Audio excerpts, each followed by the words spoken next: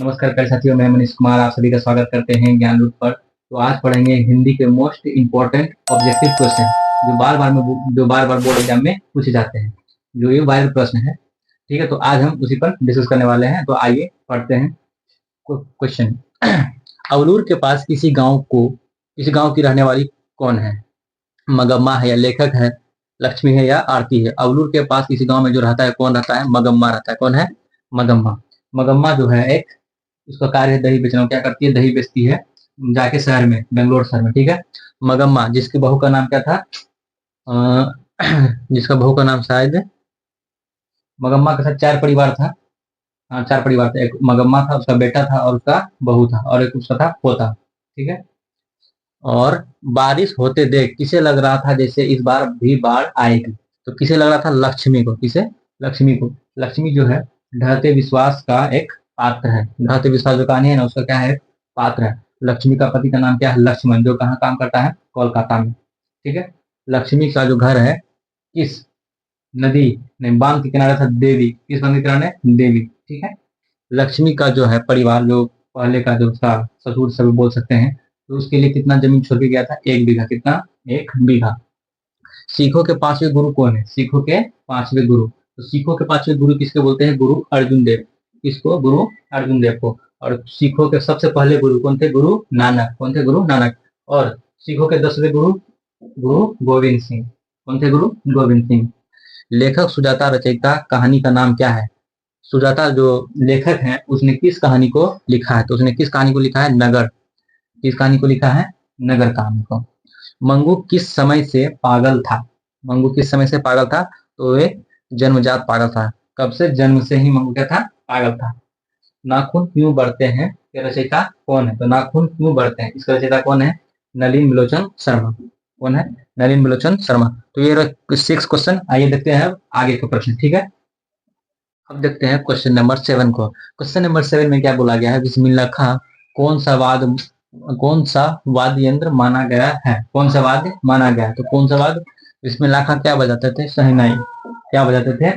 शहनाई। ठीक है। किस स्थान पर मरण भी मंगल माना जाता है? तो किस स्थान पर मरण मंगल माना जाता है? तो काशी में। कहाँ में? काशी में। यह किसने बोला था? बिस्मिल्लाह खां ने। बिस्मिल्लाह खां ने बोला था कि काशी में मरण भी क्या होता है? मंगल माना जाता है। गांधी जी को महात्मा की उपाधि किसने दी? तो किसने दी? रविंद्रनाथ टैगोर ने। किसने दी? रविंद्रनाथ टैगोर ने। ठीक है। बिरजू महाराज का जन्म लखनऊ के किस अस्पताल में हुआ? तो बिरजू महाराज कौन थे? कथक नृत्य करते थे। क्या थे? कथक नृत्य करते थे। बिरजू महाराज का जन्म तो लखनऊ में हुआ था, लेकिन किस अस्पताल में? जफरीन अस्पताल में। किसमें? जफरीन में। झोले में कितनी मछलियां थी? तो झोले में कितनी मछलियां थी? 3। कितनी मछलियां थी? 3।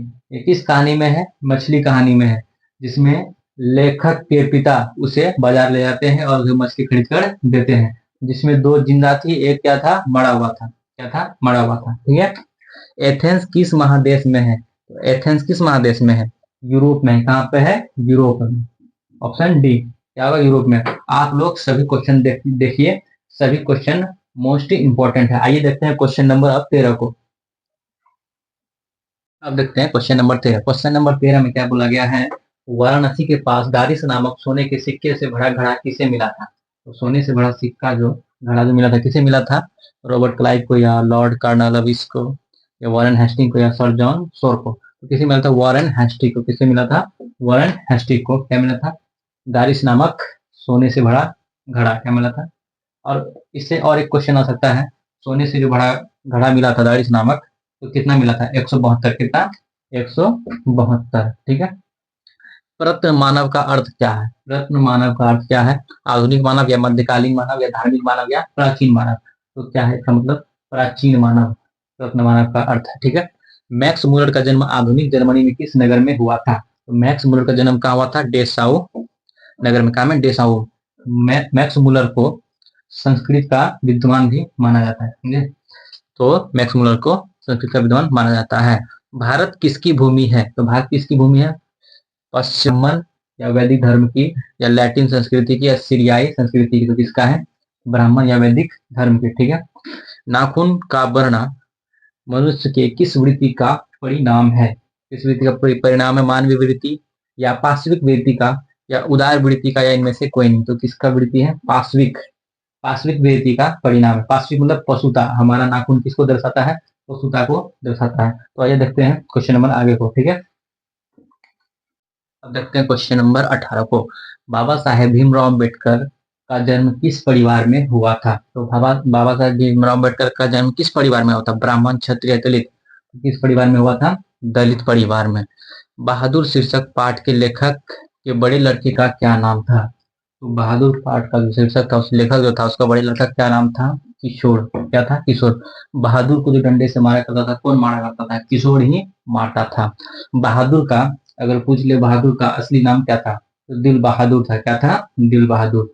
दिल बहादुर का नाम से दिल कौन हटा दिया? तो लेखक का कौन? पत्नी। कौन? लेखक का पत्नी। किस शासक ने ऐसा सिक्का चलाया जिस पर नागरी लिपि में रामसिंह शब्द अंकित है? तो किस शासक ने चलाया था? अकबर ने। किसने? अकबर ने। उसमें राम और सीता का चित्र भी अंकित था। कर्नाटक प्रदेश का श्रवणबेलागोला स्थान किसका प्रसिद्ध तीर्थ स्थल है? तो किसका तीर्थ स्थल है? बौद्ध का, शैव मुनियों का, या वैष्णवों का, या जैनों का? तो किसका है? जैन धर्मों का। किसका? जैनों का। सहजात वृत्ति किनका नाम है? तो सहजात वृत्ति किनका है? पहचानी स्मृतियों का, या भूली स्मृतियों का, या पुरानी स्मृतियों का? तो किनका है? अनजान स्मृतियों का। सहजात वृत्ति किनका नाम है? तो अनजान स्मृतियों का। आइए देखते हैं क्वेश्चन नंबर 23 को। अब आइए क्वेश्चन नंबर 23 को देखते हैं। बाबा साहेब भीमराव अम्बेडकर का जन्म किस राज्य में हुआ था? तो बाबा साहेब भीमराव अम्बेडकर का जन्म किस राज्य में हुआ था? मध्य प्रदेश में। मध्य प्रदेश के महू नामक गांव में हुआ था ना। मैक्स मुलर ने कितने वर्ष की आयु में लिपजिंग विश्वविद्यालय में संस्कृत का अध्ययन किया? तो कितने वर्ष की आयु में किया? 12 वर्ष, 18 वर्ष, 16 वर्ष या 14 वर्ष? तो 18 वर्ष की आयु में। ठीक है। हरकस क्या थे? हरकस क्या थे? ज्योतिषाचार्य थे, या खगोल वैज्ञानिक थे, या भूगर्भ शास्त्री, या वनस्पति वैज्ञानिक? तो क्या थे? हरकस वनस्पति वैज्ञानिक थे। क्या थे? वनस्पति वैज्ञानिक। मंगू की बड़ी बहन का क्या नाम था? तो मंगू की बड़ी बहन का क्या नाम था? कम्मू। क्या नाम था? कम्मू। संतू मछली लेकर क्यों भागा? तो संतू मछली लेकर क्यों भागा? कुएं में डालने के लिए। संतू कौन था? लेखक का छोटा भाई, जो नहीं चाहता कि मछली को काट दे। मछली को वो चाहता था कुएं में डाल दे, ताकि इसके साथ मैं खेल भी सकूं, ताकि ये और जिंदा भी रहे मछली। ठीक है, तो कुएं में डालने के लिए। राधा किसकी पत्नी है? तो राधा किसकी पत्नी है? कैलाश की। किसकी है? कैलाश की। बिज्जू की पत्नी कौन है? पुष्पा। कौन है? पुष्पा। और नारायण की पत्नी भावरा। कौन है? भावरा। तो ये रहा कुछ महत्वपूर्ण हिंदी के प्रश्न। तो आज के लिए हम इतना ही प्रश्न को रखेंगे। इसका पार्ट 2 आने वाला है कल। जब तक आप ये वीडियो देख रहे होंगे, तो इसका पार्ट 2 आ चुका होगा।